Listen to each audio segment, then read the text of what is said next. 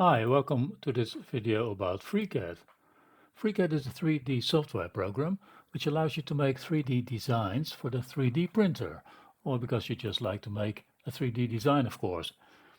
This is the website. Well, how do you get there? Well, if you type FreeCAD in your favorite search engine, you come to freecad.org and then you get to this website. Oh, this is the English version, but there are lots of languages available. I prefer the English version, although I'm Dutch, but that's personal, of course. Uh, FreeCAD, well, let's see. It has an active community. Um, if you have any questions or get stuck, you can always get help somewhere. Um, Documentation is quite extensive. There's a lot to find, so it's very easy to get started yourself with tutorials, frequently asked questions, user documentation, manuals. So yes, you can really easily get started yourself. So it's a software program that you download on your computer and then install it. So it's not a web application, no registration. It's available for Windows, Mac, and Linux. Well, that's it in a nutshell. Oh yeah, and important, of course, it's free. It's open source. So let's go look at an example. Well, this is FreeCAD in action. You see an object here that I made with some holes in it. The screen may actually look a little different than yours because these toolbars you can move quite easily. And so depending on the screen you'll see more or fewer buttons. FreeCAD is really based on a 2D drawing package. You first create what's called a sketch, and when you finish that, then in this screen you turn it into a 3D object. Well, the nice thing about FreeCAD is that you can add to that sketch, to that design, certain variables. For the dimensions that you use, you can use variables. And well, here's an example of that. I have, for example, these two holes. They are at a certain distance from each other. I create a variable called stake in Dutch, and that's now 28 millimeters. Well, notice these two holes. If I increase that measure, for example 36, and I click here, it immediately increases the distance between those two holes. And if you looked closely, you'd see those other holes went along with it. And that's because I linked those holes to those other holes.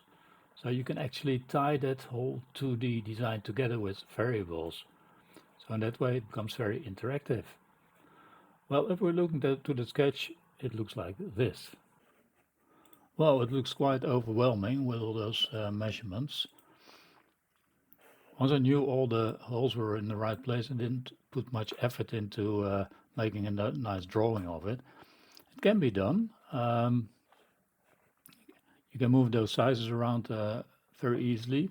It's pretty flexible all around. You can still change the dimensions. Suppose you want to move this hole a bit more, and let's make it from 35 to 60 millimeters. Then it puts it all the way there. So, and this is of course a 2D environment. Now, if you want to go back to the model environment to look at the effect of the change, and you press close, and then you're back in the 3D environment, and you see that the hole has indeed moved. Well, back to the sketch. Let's just undo this, and then it's back there. Well, you see here at the top a lot of buttons, and there on the left all constraints. And those are also very important for sizing. The constraints for sizing actually. Well, now let's go create a little design of our own. For that we're going to go back. So now we're back. There's already an unnamed here. If you click on new, then you get such an unnamed beginning. So anyway, what you should always start with in FreeCAD is create body. That's this one. And in that, you must always create a sketch right away. That's most convenient. So now FreeCAD asks what plane you want to draw in. Well, let's take the horizontal plane to draw. I want to create a block with a hole in it. So here you see the 2D view. So here above are all the drawing buttons, and below here are the dimension buttons, the constraints. Well, let me start with a rectangle. You can find it up here.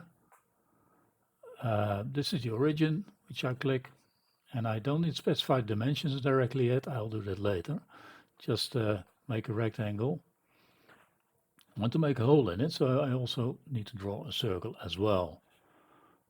Well, I can move all this, so you have degrees of freedom for the sizing actually.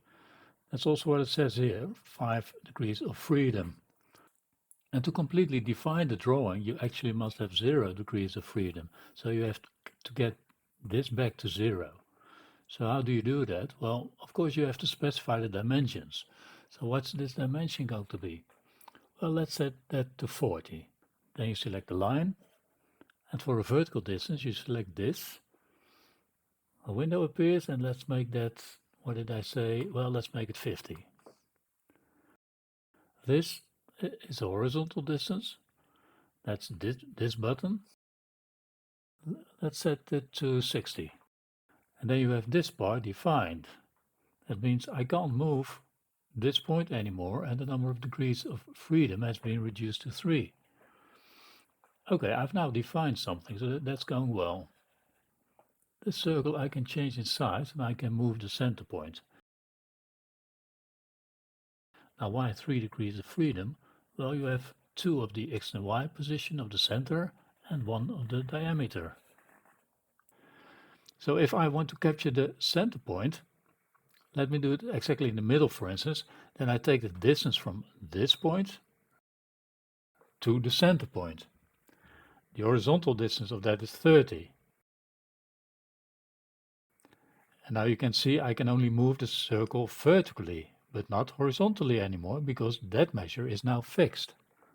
For the vertical distance, I take the distance from this point to the center point, but then the vertical distance. Well, half of 50 is 25, so I type in 25 millimeters here.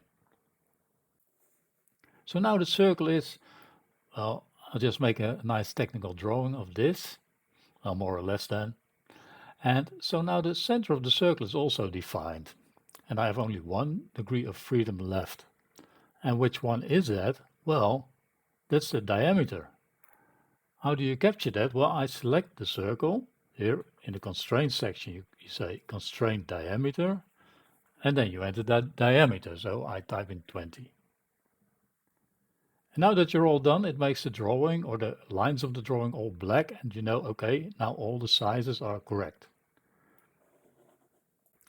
If you use wrong measurements, for example, imagine that on top of this you also specify the distance from the center point to this line to be, let's say, 60.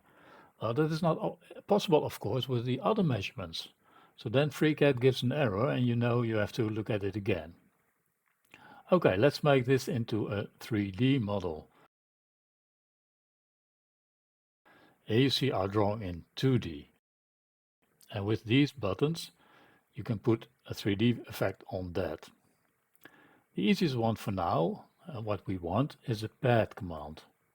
When you press it, you immediately get a block with a hole in it. And here you can specify the thickness of the block. Well, let's say, for example, 3 millimeters.